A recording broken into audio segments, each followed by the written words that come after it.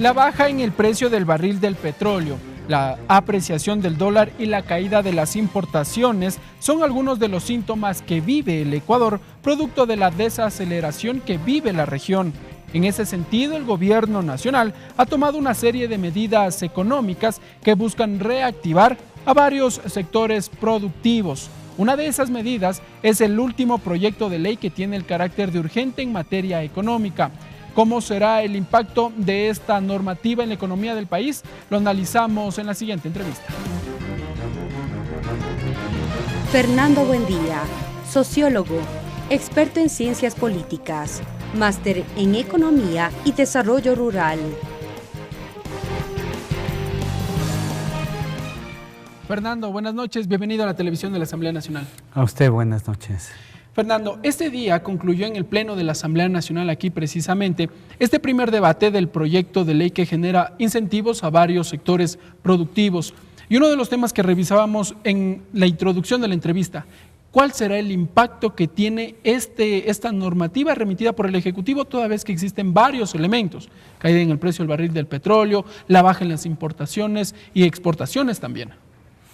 Bueno, yo creo que esta ley se inserta dentro de una política general que desde el año 2011 se viene implementando para favorecer el desarrollo de los diversos sectores productivos, es decir, se inserta dentro de la aprobación del Código de la Producción, Comercio e Inversiones, de las leyes de incentivo tributario, de las leyes de remisión de tributos, de las leyes de fomento a determinados sectores, la ley de alianzas público-privadas, de manera que hay un entorno en el que esta es una norma que, digamos, está orientada a favorecer a sectores específicos con miras a efectivamente sustentar la dinámica de la economía. El problema del Ecuador es un problema del mundo. Y no es solo en el país como tal. Efectivamente, y pudiéramos caracterizarle como una crisis de demanda. O sea, a nivel internacional hay una caída del consumo por efecto de la polarizada distribución de la riqueza a escala planetaria. Los ricos son muchísimo más ricos y los sectores medios se han empobrecido y la gente pobre se ha precarizado. Y todo esto produce entonces una incapacidad de los diversos sectores para poder consumir. Fernando, pero durante el debate acá en el Pleno de la Asamblea también se puso sobre la mesa de la discusión varios elementos. Por ejemplo, las salvaguardias arancelarias. Ellos han dicho, varios legisladores, que por ejemplo, también debería debatirse la pertinencia de si continúan o no las salvaguardias dentro de este proyecto de ley. Bueno, frente a un escenario de esta característica, en lo que hay es que favorecer la demanda, es decir, la consolidación de los mercados. En este sentido, alguna de las normas tiene que ver con la armonización legislativa para favorecer, digamos, los entendimientos de carácter internacional.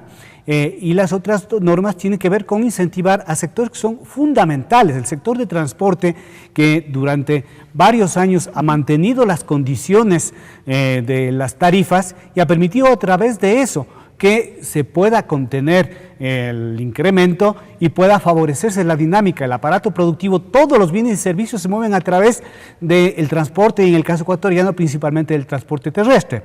Y en el caso de los seguros privados, la norma está orientada a disminuir la presión que existe sobre el sector público, sobre la seguridad social en particular. Aquí hay tres elementos que usted ha mencionado. El tema primero de la homologación, si se quiere, de la legislación actual en base a o perspectivas a la ratificación del acuerdo comercial con la Unión Europea. El segundo, el tema de los transportistas y el tema también de las empresas de medicina prepagada. ¿Cómo de alguna u otra forma se va a lograr disminuir esta presión sobre el seguro social y la prestación en medicina sobre todo? Bueno, en la mañana escuché una propuesta que complementa lo que está constando hoy en la ley. La propuesta es que en el caso de los usuarios de medicina prepagada que son afiliados al Seguro Social, el Seguro Social estaría en la disposición de asumir el valor que tiene de copago y otros valores que paga el afiliado al seguro privado, de tal manera que ya no tendría un costo para el usuario del seguro privado si es que está afiliado a la Seguridad General. Es decir, que yo como ciudadano podría seguir aportando esta vez al IES, pero me puedo atender también en la medicina prepagada. Efectivamente, si está afiliado a un seguro privado, cuando se va a hacer atender esto que se llama como copago, ¿no?, que es alrededor del 20% del valor de la asistencia, sea cubierto por el seguro privado. Estamos hablando de 1 millón de personas que están afiliadas a la Seguridad Social y que también tienen seguro privado. ¿Y eso no pondría en riesgo la sostenibilidad del IES?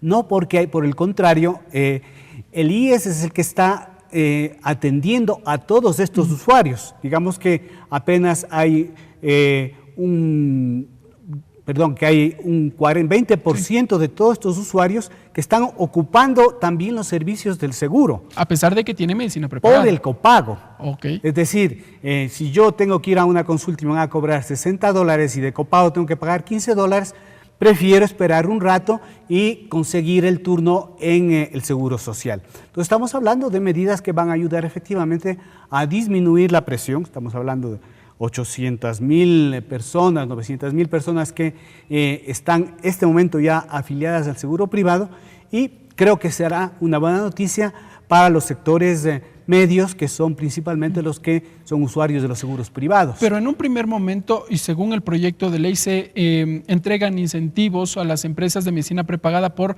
la mayor cantidad de afiliación, si se quiere, o de captar mayor número de clientes. Para las pequeñas y medianas empresas bordea el 100% y para las grandes el 50%. Sí, la ley contempla específicamente incentivo a las empresas que afilien a los seguros privados, además del seguro general obligatorio, a sus trabajadores, siempre que, digamos, sea la totalidad de los trabajadores, ¿no?, y que se trate de contratos con medicina, digamos, con empresas de origen nacional. 100% para el caso de las micro y pequeñas empresas y 50% para las grandes empresas. Este incentivo es como deducción tributaria, es decir, en el pago que se hace del impuesto a la renta se puede deducir un 100% y un 50% adicional, dependiendo del caso, ¿no?, en la declaración. Y en el tema de los transportistas, ahora bien, en ellos se excluye en el impuesto a la renta también lo que corresponde al valor de las unidades. Es lo que está en el proyecto de ley hasta el momento. ¿Qué significa aquello?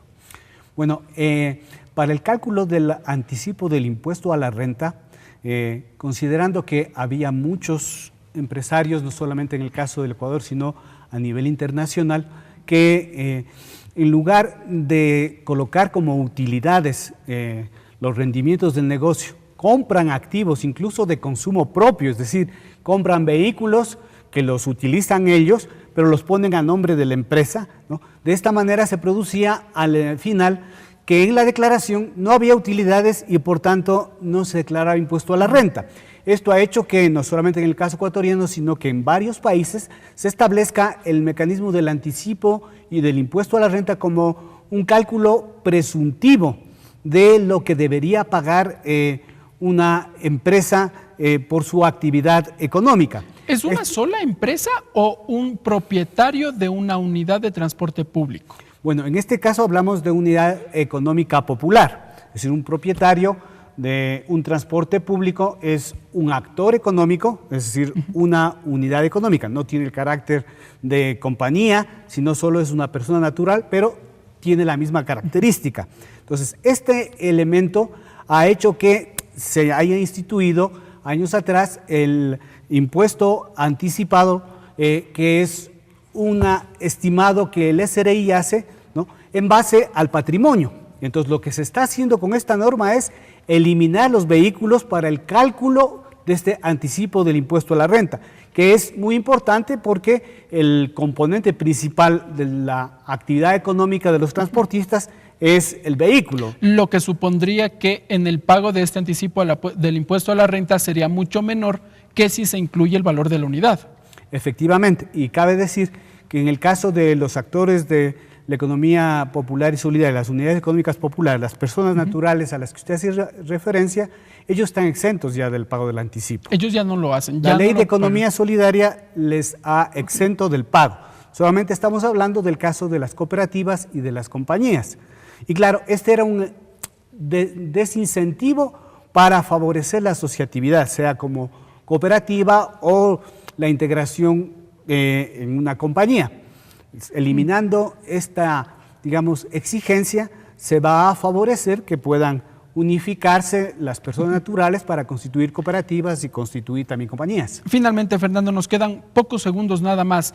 En la definición del precio ex aduana, sabemos que es un tema técnico y que está definido así en la norma. ¿En qué consiste para que entienda la ciudadanía? Bueno, en el cálculo del valor sobre el que se establecía el impuesto a los consumos especiales, se habían incorporado valores como bodegaje, valores como los costos de mercadeo. Para los productos que deseen ingresar al país. Para los productos que están grabados por consumo especial. Okay. Licores, o sea, los licores, los vehículos, los electrodomésticos, todos estos digamos, bienes que estaban grabados con impuesto a los consumos especiales. Para la formulación del cálculo se sumaba todos los costos y en función de eso se establecía el impuesto a los consumos especiales. Ahora lo que se ha hecho es reducir unos valores que no tiene razón que se hayan incorporado, como los costos de bodegaje, como los costos de mercadeo, como los costos de transporte, de forma que es, digamos, un cálculo mucho más exacto y más correspondiente con la normativa internacional. Queda claro, entonces. Gracias, Fernando, por estar con nosotros. A usted, a la orden. Fernando Buendía, analista económico, ha estado con nosotros en la televisión de la Asamblea Nacional, entregándonos algunos de los elementos de lo que consiste este proyecto de ley de incentivos tributarios para varios sectores productivos.